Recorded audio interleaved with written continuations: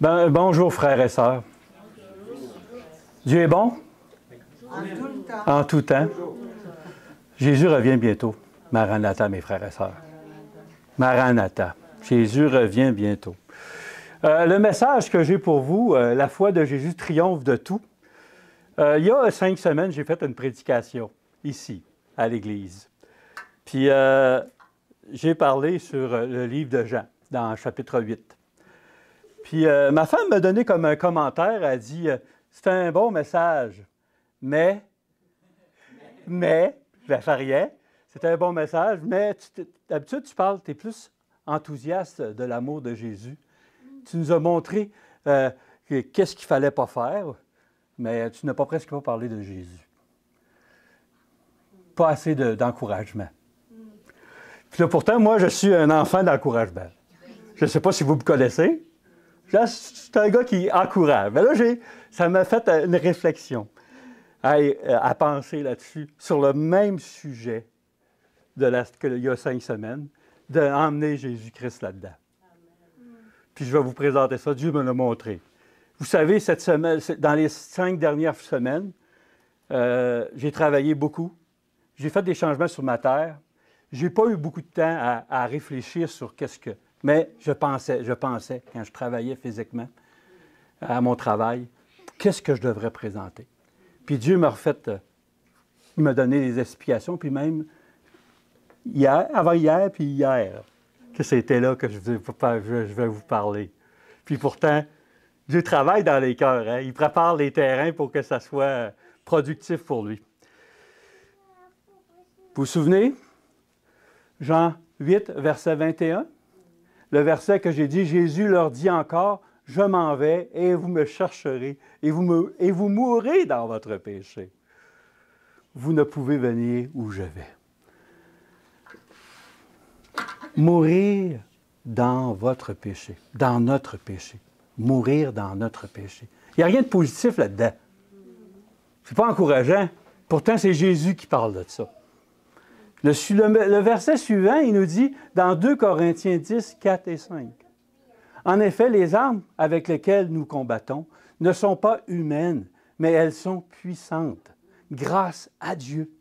Pour renverser des forteresses, nous renversons les raisonnements et tout obstacle qui s'élève avec orgueil, un des premiers que j'avais parlé de l'orgueil, contre la connaissance de Dieu, et nous faisons toute pensée prisonnière pour qu'elle obéisse à Christ. » Qui s'élève avec orgueil et la connaissance de Dieu. L'orgueil est contre la connaissance de Dieu. Ça veut dire que moi, je vais vous parler du positif. Parce que ce verset-là nous parle l'orgueil de la connaissance, ça nous donne une claque, parce que c'est le premier attribut que l'orgueil, on est orgueilleux. Puis, dans le livre de Jean, le contraire de l'orgueil, c'est l'humilité. Dans Jean, vous lirez tout le chapitre de tout le message de Jean, vous ne verrez jamais qu'il parle de l'humilité. Le mot, il n'est jamais dans l'humilité. Ça veut dire qu'il faut creuser pour voir... Parce qu'on dit que c'est lui l'apôtre de l'amour. Puis il n'en parle pas de l'humilité. Jean 5, verset 19. Pour qui? Pour Jean, c'est quoi l'humilité? Jean 5, 19. Le Fils ne peut rien faire de lui-même. Dans Jean 5, 30, je ne puis rien faire de moi-même. Et mon jugement est juste, car je ne cherche point ma volonté. Dans Jean 5, 41, je ne reçois point ma gloire de la part des hommes. Jean 6, verset 38, car je suis descendu du ciel pour faire non ma volonté, mais la volonté de celui qui m'a envoyé. Dans Jean 7, verset 16, Jésus leur répondit, ma doctrine n'est pas de moi, mais de celui qui m'a envoyé. Dans Jean 7, verset 28, il nous a dit, et Jésus s'écriait donc non, je ne suis pas venu de moi-même. Ce n'est pas par lui-même qu'il est venu. Dans Jean 8, verset 28, il nous dit, je ne fais rien de moi-même, Mais ce que je dis, les choses comme mon Père me les a enseignées. Celui qui m'a envoyé est avec moi. Et le Père ne m'a point laissé seul, parce que je fais toujours ce qui est agréable. Dans Jean 8, verset 42, il dit « Car je ne suis pas venu de moi-même, mais c'est lui qui m'a envoyé. » Dans Jean 8, verset 50, « Je ne cherche point ma gloire. » Dans Jean 14, verset 10, « Les paroles que je vous dis, je ne les dis pas de moi-même, mais le Père qui demeure en moi fait lui-même les œuvres que je fais. » Dans Jean 14, verset 24, « Celui qui ne m'aime pas, non, et la parole que vous entendez n'est pas de moi, mais du Père qui m'a envoyé. » On voit Jésus qui parle par travers Jean que l'humilité, c'est son Père. Jamais c'est lui qui le fait, c'est son Père qui fait des choses en lui. Ça, c'est la véritable humilité, mes frères et sœurs. Que c'est Dieu qui fait des choses dans la personne. Puis Jésus, pourtant, c'est le créateur de l'univers, Jésus, avec son Père. Il a oublié tout ça, il s'est mis ça de côté pour montrer c'est quoi la vraie humilité. Jean avait compris ça, que c'est la relation avec son Père, de laisser la place à son Père totalement à travers lui, que lui, il va faire les œuvres. Ça m'a frappé, que l'humilité, c'est de laisser la place à Dieu agir en nous. La vraie humilité. L'humilité céleste. Céleste. Je me suis donné au Père pour qu'il travaille en moi. Et par moi, je ne peux rien. Le Père, lui, il peut tout faire. De cette vie complète oubliée de lui-même, absolue d'abnégation de Jésus, de parfaite soumission avec la volonté de son Père, de dépendance ininterrompue. Il n'a jamais coupé la relation. Christ trouva une paix et une joie parfaite à faire ça. La joie et la paix parfaite qu'il veut nous offrir, cette paix et cette joie. Pourtant, il n'a rien perdu en laissant tout Dieu à dire dans sa vie. Il n'a rien perdu. Il fut tout pour lui.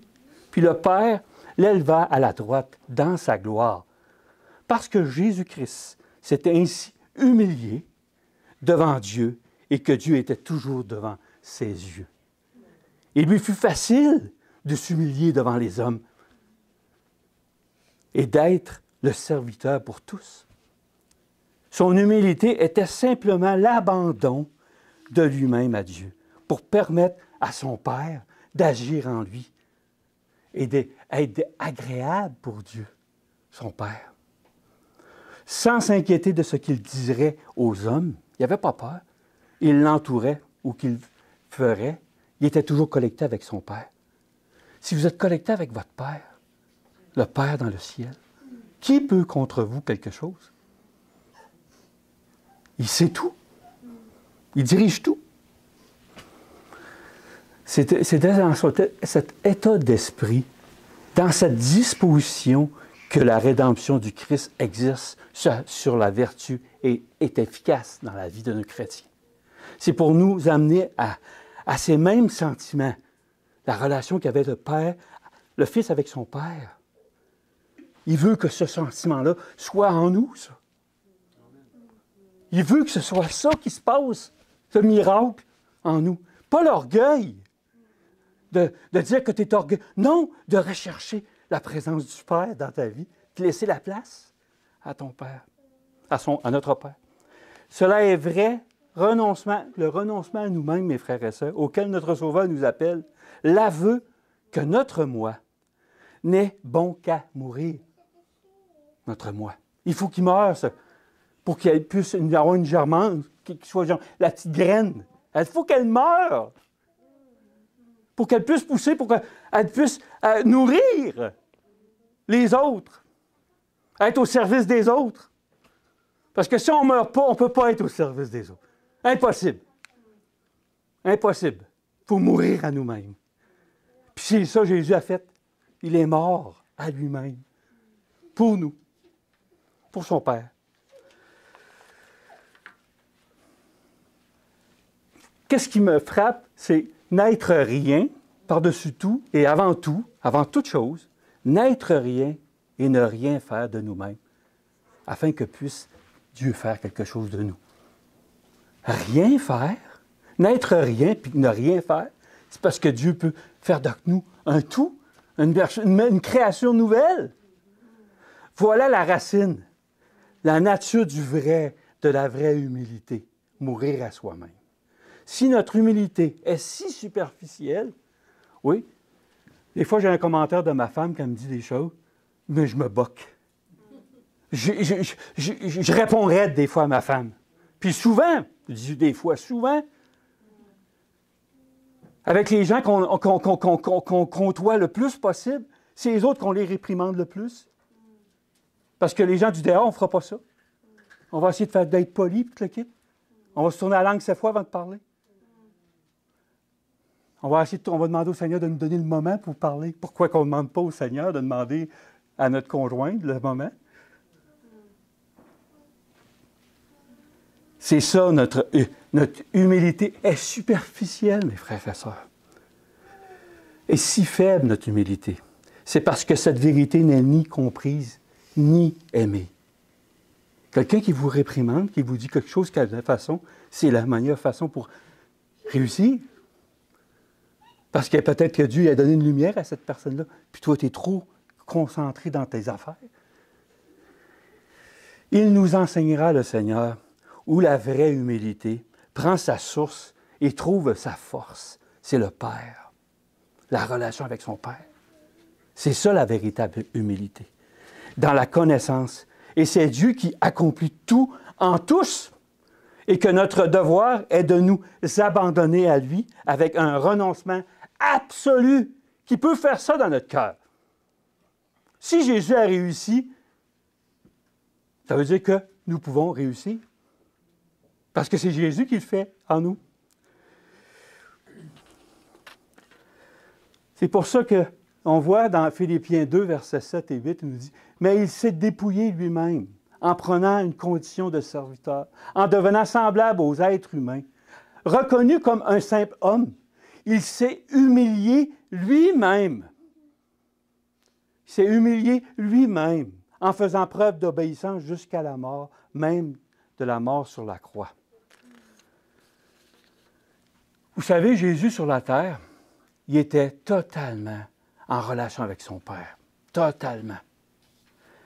La même chose qu'il y avait dans le ciel, quand ils ont créé. Tout était en relation intime. Puis, il nous a montré l'exemple. Dans Luc, verset 22-27, « Car lequel est le plus grand, celui qui est à table ou celui qui sert? N'est-ce pas celui qui sert à table? » Comme s'il dit, n'est-ce pas celui qui est à table, qui se fait servir, c'est lui le plus grand? Jésus fait poser cette question-là. Mais, et cependant, je suis au milieu de vous comme celui qui sert. C'est lui qui devait être servi, mais il servait les autres. Parce qu'il y avait l'humilité de son Père. Parce que son Père, il travaille tout le temps pour tout le monde, sans exception. Puis il ne voulait pas avoir brisé cette relation-là. Parce que Jésus, il savait qu'on a besoin du Père pour faire toutes choses. Tous les miracles qu'il a fait, toutes les choses, c'est son Père qui a fait ça à travers lui. Puis jamais il s'est reconnu lui-même qu'il avait fait ça.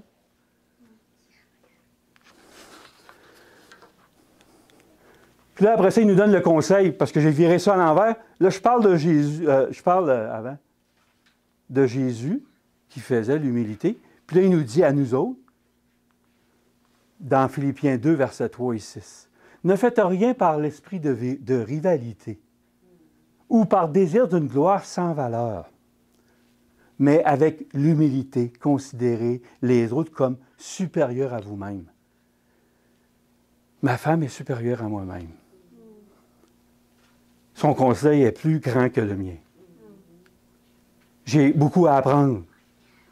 Vous êtes, si vous avez des commentaires, j'ai plus à vous à apprendre de vous que moi, je peux vous enseigner. J'ai plus à apprendre. Puis imaginez, on est une quinzaine ici.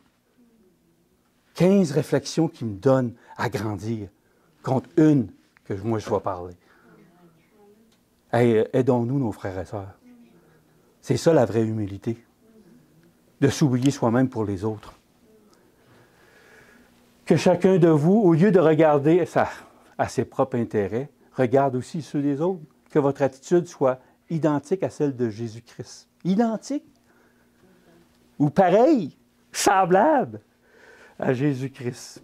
Lui qui était de condition divine, c'était Dieu, le Fils de Dieu.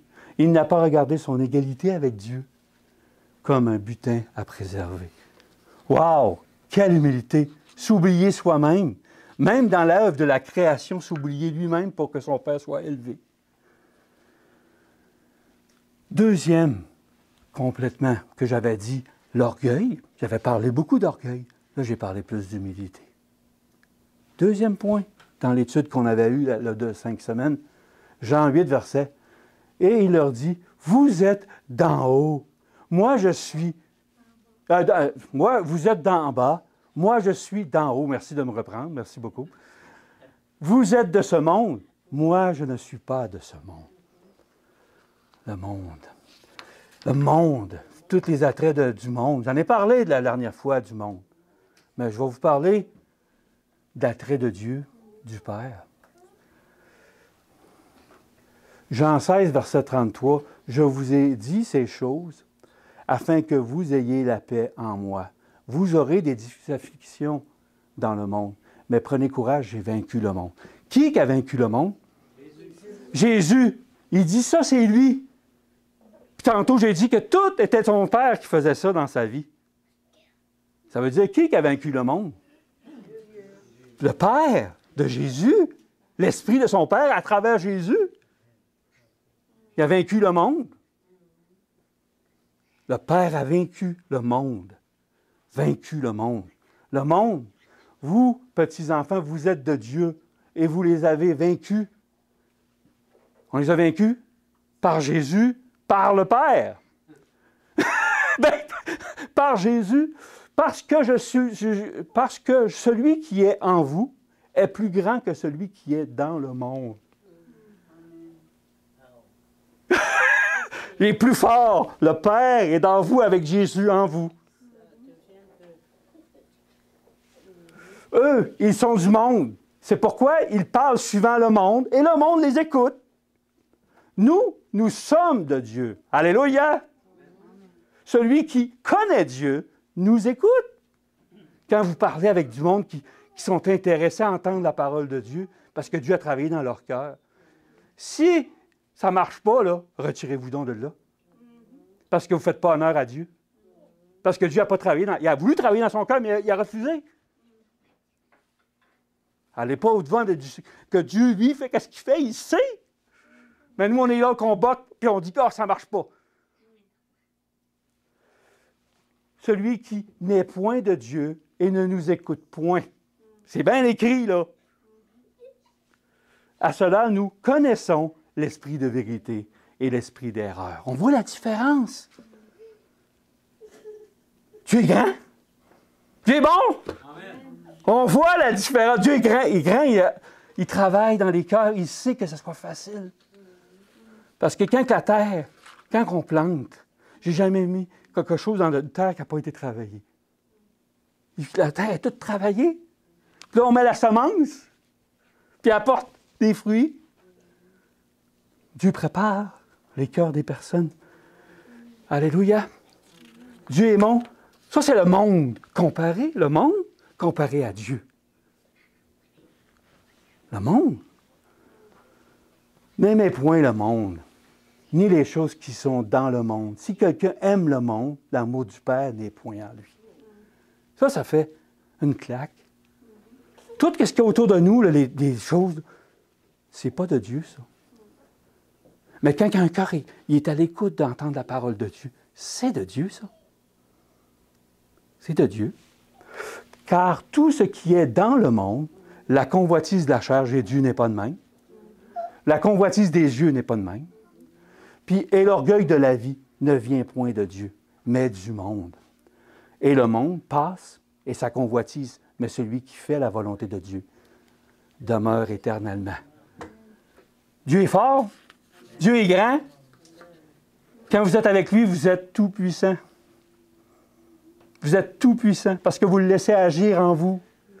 Vous le laissez agir en vous. Seigneur, aide-moi à me laisser agir, t'agir dans ma vie constamment pour que je puisse voir les œuvres que tu fais. Que c'est toi qui fais les œuvres. Apocalypse 3, verset, ça c'est pour nous.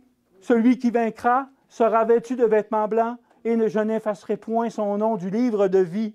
Juste là, avant, la volonté demeure éternellement. Hein? Puis il dit, je n'effacerai pas ton livre de vie. Tu vas être là tout le temps, pour tout le temps. Et je confesserai son nom devant mon Père. Il parle encore à son Père pour dire ça, Jésus. C'est son Père qui loue. Il loue son Père, encore.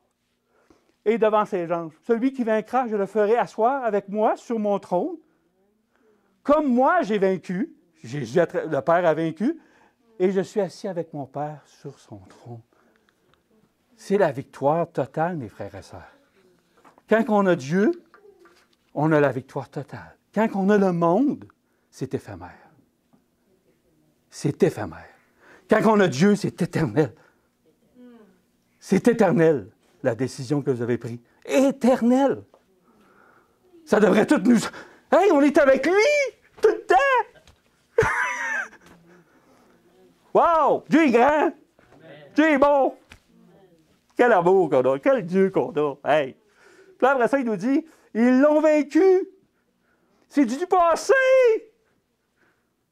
C'est pas du futur. Ils l'ont vaincu. C'est du passé.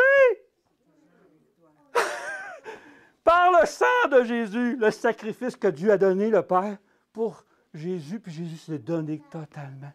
Et par la parole à laquelle ils ont rendu témoin. Notre témoignage, Jésus, Sébastien a parlé, le témoignage, il faut rendre notre témoignage que Dieu, c'est lui qui est grand. C'est lui qui est le plus fort. Il n'y en a pas d'autre. Tout ce qu'on fait, c'est grâce à lui. Imaginez qu'à chaque jour, qu'on serait là en train de le louer. Ce ne serait pas négatif. C'est ça. Les gens ont besoin d'entendre du positif. Avez-vous le monde, comment ils vivent? Dans le stress, dans la négation, tout le temps. Puis Dieu nous a choisis pour qu'on soit des bougies d'allumage pour mettre la joie, la paix dans le cœur. C'est pas une chose du passé, c'est une chose... pas une chose qui va être dans le futur, c'est dans le passé. Ça veut dire qu'il faudrait le faire, là. Ils ont préféré, ils n'ont point préféré leur vie à la... Seigneur, meurs, aide-nous à mourir. Qu'on meurt. C'est pourquoi, là, on arrive dans le troisième. Je vous ai parlé de l'orgueil, c'était l'humilité. Je vous ai parlé du monde, je vous ai parlé du Dieu, comment il est bon, qui est amour, qui fait tout dans notre vie. Puis là, il dit, c'est pourquoi je vous ai dit que vous mourrez dans vos péchés. Car si vous ne croyez pas ce que je suis, vous mourrez dans vos péchés. Ça, c'est doublement qui parle. Que si on n'accepte pas le « je suis » dans notre vie, doublement, on va être mort. Et ces choses, dans Jean 20, verset 31, j'ai oublié d'écrire celle-là, c'est dans Hébreu, ça c'est dans Hébreu. OK. Et ces choses ont été écrites afin que vous croyiez que Jésus est le Christ, le Fils de Dieu, et qu'en croyant, vous ayez la vie par son nom. Il y en a qui mettent Jésus comme si c'était toute chose. Il y a des églises qui mettent ça de même. Puis il y en a qui c'est juste le Père. Mais les deux vont de pair. Il y a une clause. Le Fils ne veut pas dépasser le Père. Puis il sait qu'il a tout mis en ses mains. Puis qu'est-ce que Dieu fait, le Père? Il veut faire ça à travers Jésus tout le temps. Il ne passe pas par-dessus Jésus. Il respecte cette hiérarchie-là. Mais le Fils, il est là. Le Fils. Honorer le Fils. Parce que tout ce qui est né de Dieu, qui est né de Dieu, du Père, est victorieux du monde. Et la victoire qui a vaincu le monde, c'est notre foi. Pas notre croyance. C'est notre foi. Qui est celui qui est victorieux du monde? Sinon celui qui croit que Jésus est le Fils de Dieu. Cette foi-là, c'est la foi de Jésus. Pas la foi de Alain qui croit en ces choses. C'est la foi de Jésus. La foi de Jésus. C'était Hébreu, c'est ça? 11, verset 4? 11, non, c'est pas 11. C'est pas 11? Ah non, c'est 1 Jean, excuse. 1 Jean, dans 1 Jean 4 ou 3, verset 4. Dans 1 Jean. J'ai oublié d'écrire, excusez. C'était fait en dernière minute, hein, qu'est-ce que vous pensez? Puis pour montrer ça, que le Père, qu'est-ce qu'il a fait? Sébastien nous l'a lu tantôt, dans Hébreux 2, versets 9 et 11. C'est aussi pourquoi Dieu l'a élevé à la plus haute place et lui a donné le nom qui est au-dessus de tout nom, afin qu'au nom de Jésus, chacun plie le genou ou se met à genoux dans le ciel, sur la terre et même sous la terre. Il n'y a pas d'endroit qui n'est pas touché. Et que toute langue reconnaisse que Jésus-Christ est le Seigneur à la gloire de Dieu le Père. Le Père, ça veut dire qu'il y a un Fils. Hein? Puis ici, Dieu l'a élevé. Tu peux pas si tu t'élèves toi-même, là, si lui, Dieu, c'est Jésus, Dieu, il s'élève. C'est de l'orgueil, ça. C'est pas Dieu. Jésus ne s'est jamais élevé. Il a élevé toujours son Père. Toujours, toujours. Mais il est divin, il n'est pas Dieu le Père. Non, c'est ça. Il y a Dieu, le Père. Il y a le Fils qui est engendré, qui est son Fils, qui est semblable, comme le Père. Semblable. Mais il ne dépasse pas le Père. Jamais il va dépasser le Père. Puis il ne veut pas ça. Il veut pas ça. Ça ne l'intéresse pas d'avoir dépassé le Père.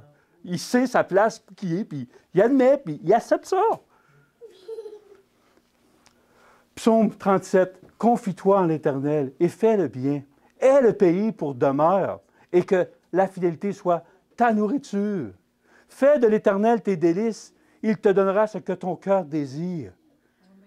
Hey, faire les délices de l'Éternel, c'est sûr que si vous faites les délices de l'Éternel, il va vous montrer c'est quoi ton cœur désire. C'est d'être en relation avec lui.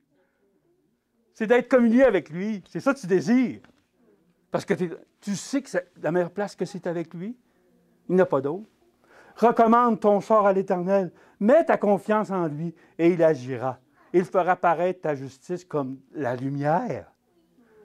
Hey, wow, moi, je n'en reviens pas. C'est lui qui va se manifester à travers nous. Comme Sébastien a dit tantôt la prière.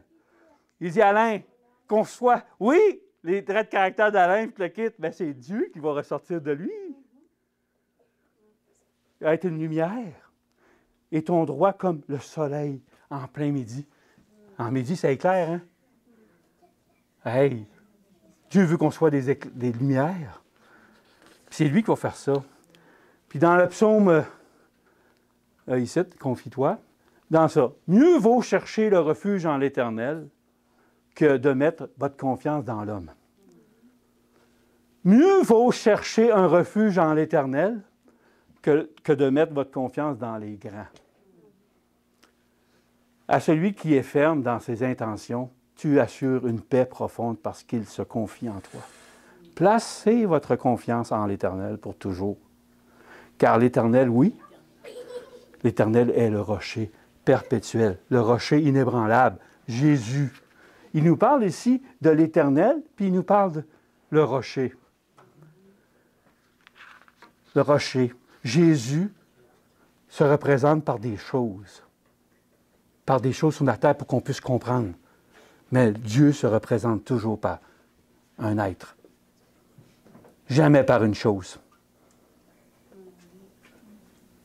Jamais, jamais. Le Père ne se représente jamais par une chose. Jésus peut se laisser représenter par plein de choses. La porte.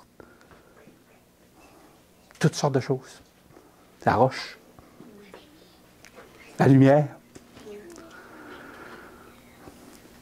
Proverbe 3, versets 5 et 8. Confie-toi en l'Éternel de tout ton cœur et ne t'appuie pas sur ton intelligence. Reconnais-le dans toutes tes voies. Reconnais-le dans toutes tes voies. Pas juste à l'Église. À tout moment. Reconnais-le. Et il rendra tes sentiers droits. Ne te prends pas pour un sage. Crains l'Éternel et détourne-toi du mal.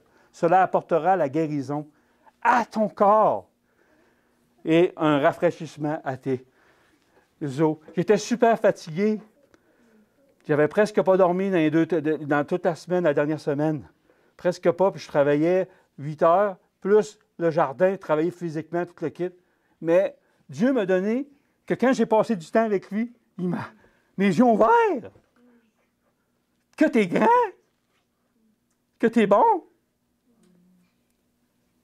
Il m'a donné tout ça en 2 jours. Que j'avais vu une facette différente de lui. Je lui avais montré une facette différente de lui. Là, il m'a montré la vraie façon pour le présenter à lui, au monde, à l'Église. C'est facile, mes frères et sœurs, de parler du mal, de dire toutes les combinaisons du mal.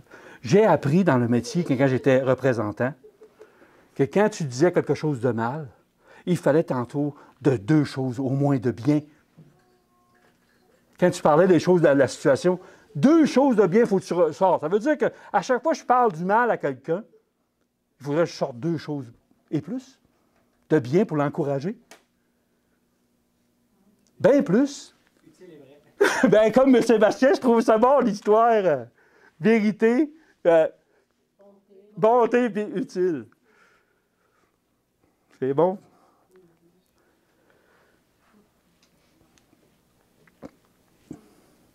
Ici.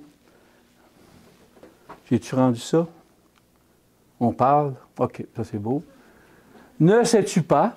Ça, c'est le dernier. Juste avant. OK, ça. Juste avant. OK. OK, oui, j'ai dit, il ne se fatigue pas, il ne s'épuise pas. Il redonne la force aux gens. Mais ceux qui comptent sur l'Éternel renouvellent leur force et ils prennent leur envol comme les aigles. Ils courent sans s'épuiser. Ils marchent sans se fatiguer. C'est un miracle, ça. Quand tu es super fatigué, puis il te redonne la force.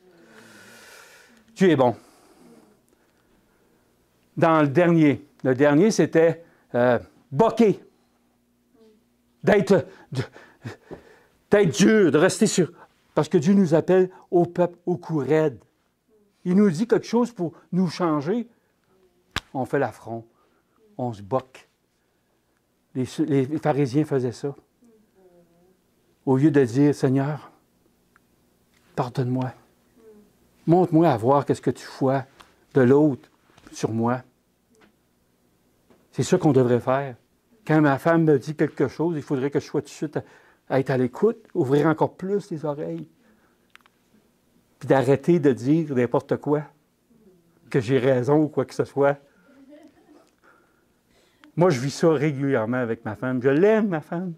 Puis pourtant, quand j'agis le même, je montre que je ne l'aime pas.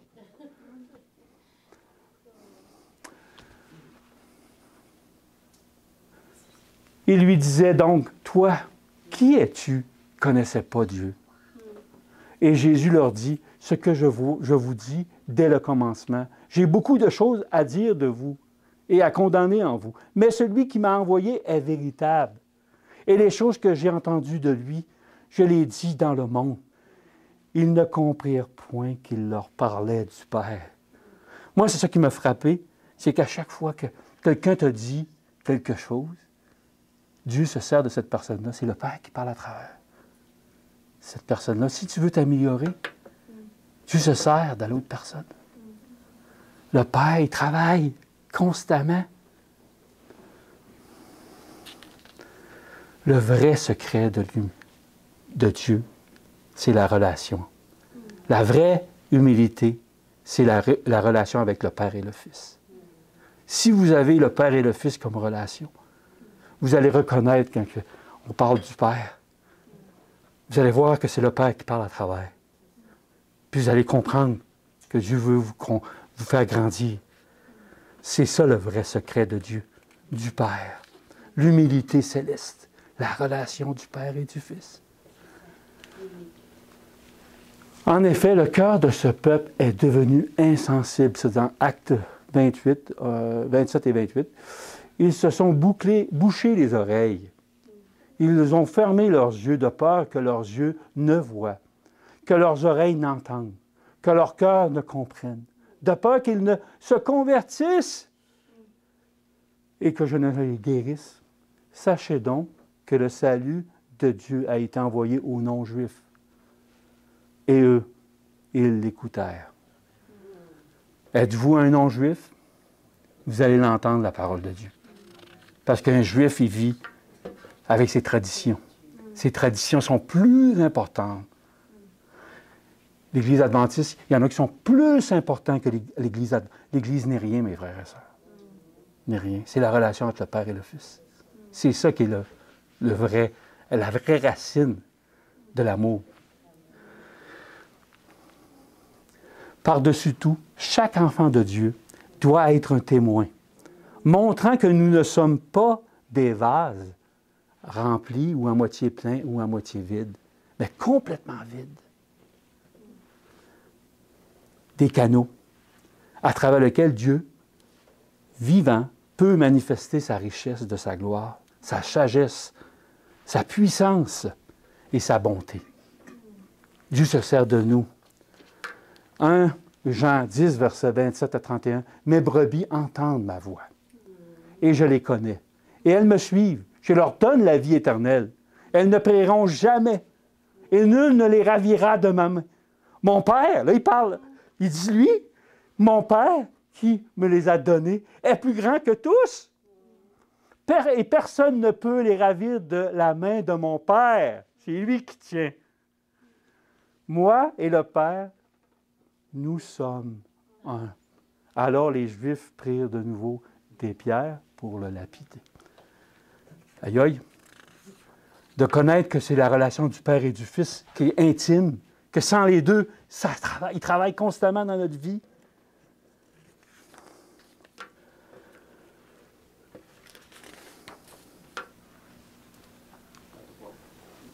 Et Jésus leur dit, « Lorsque vous aurez élevé le Fils de l'homme, alors vous connaîtrez qui je suis, et que je ne fais rien de moi-même, mais que je dis les choses que mon Père me les a enseignées. Celui qui m'a envoyé est avec moi, et le Père ne m'a point laissé seul, parce que je fais toujours ce qui lui est agréable. » Comme Jésus disait ces choses, plusieurs crurent en lui. Alléluia! Écoute, Israël, l'Éternel, notre Dieu, est le seul éternel. Tu aimeras donc l'Éternel, ton Dieu, de tout ton cœur, de toute ton âme et de toute ta force. Et ces commandements que je te prescris aujourd'hui seront dans ton cœur. Que je te prescris aujourd'hui seront dans ton cœur. L'avez-vous reçu? Dieu est rentré dans vous pendant cette prédication-là. Il est en train d'écrire c'est quoi la vraie humilité dans votre cœur. Recherchez-la, mes frères et sœurs. Joël 2, versets 12 et 14. « Et maintenant encore, dit l'Éternel, convertissez-vous à moi de tout votre cœur, avec jeûne, avec larmes et avec lamentation. Déchirez vos cœurs et non vos vêtements, et revenez à l'Éternel votre Dieu, car il est miséricordieux et compatissant, lent à la colère et abondant en grâce. Il se repent d'avoir affligé. Qui sait s'il ne reviendra pas et ne se repentira pas, et s'il ne laissera pas après lui la bénédiction, l'offrande et la libation pour l'Éternel votre Dieu. » Convertis, Seigneur, convertis-moi à toi. La racine de toute vertu et de toute grâce et de toute foi et de toute adoration acceptable devant Dieu, c'est de reconnaître que nous n'avons rien et que nous sommes rien. Nous recevons tout de Dieu et devons nous courber devant lui, dans une humilité la plus profonde, pour attendre tout de sa grâce. C'est parce que l'humilité ce n'est pas seulement chez le Sauveur, en sentiment interminant, il était tout le temps constant, cette intimité-là, cette humilité-là avec Dieu. Mais l'esprit de toute la vie, s'il fut aussi humble dans ses relations avec les hommes qu'avec Dieu, son Père, il se sentit le serviteur de Dieu pour les hommes, que Dieu a créé et aimé, et comme conséquence naturelle, c'était le résultat automatiquement d'être au service des autres. Il se regardait comme le serviteur des hommes, afin que son Père puisse accomplir son œuvre d'amour au travers de lui. Jamais il ne songea un seul instant à chercher sa propre gloire ou se servir de sa puissance pour se défendre. L'esprit qui l'animait était celui d'un être parfaitement abandonné à Dieu pour être son instrument au milieu des hommes. Tant que les chrétiens n'étudieront pas la véritable humilité, cette relation du Père et du Fils, de Jésus, pour arriver à comprendre que c'est l'essence même de sa puissance rédemptrice, la bénédiction même de la vie du Fils de Dieu dans notre vie.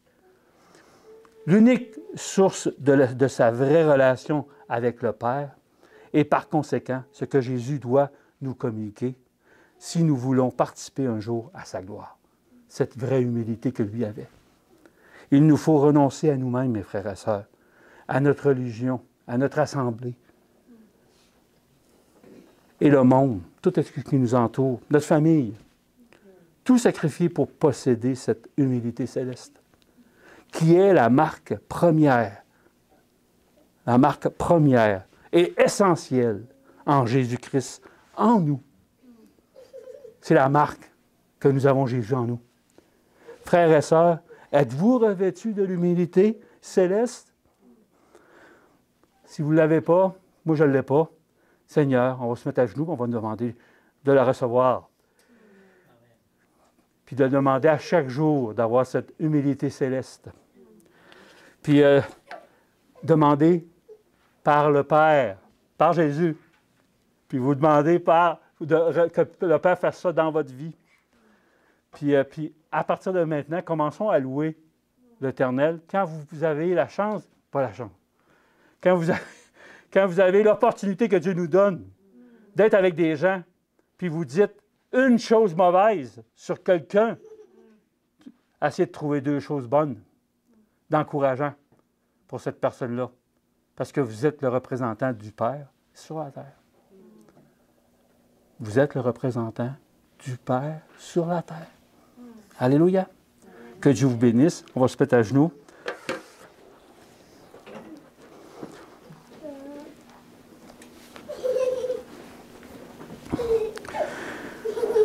Ah, bon Père Céleste, Créateur de toutes choses, nous voulons te remercier pour tes bontés, ton amour. Merci pour la miséricorde.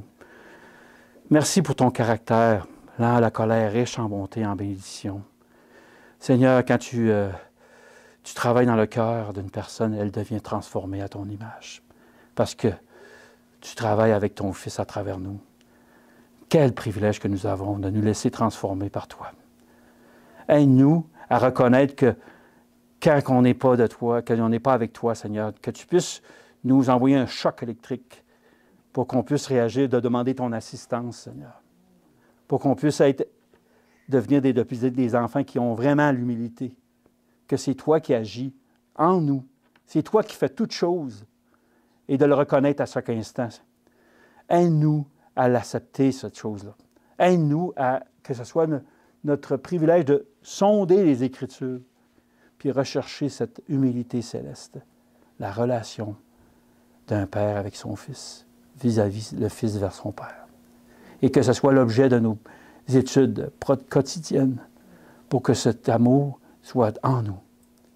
C'est par le puissant nom que tu as donné, Jésus-Christ, qui est au-dessus, par-dessus tous les noms. C'est à lui seul que nous te demandons ces grâces au Père. Amen. Amen. Que Dieu vous bénisse.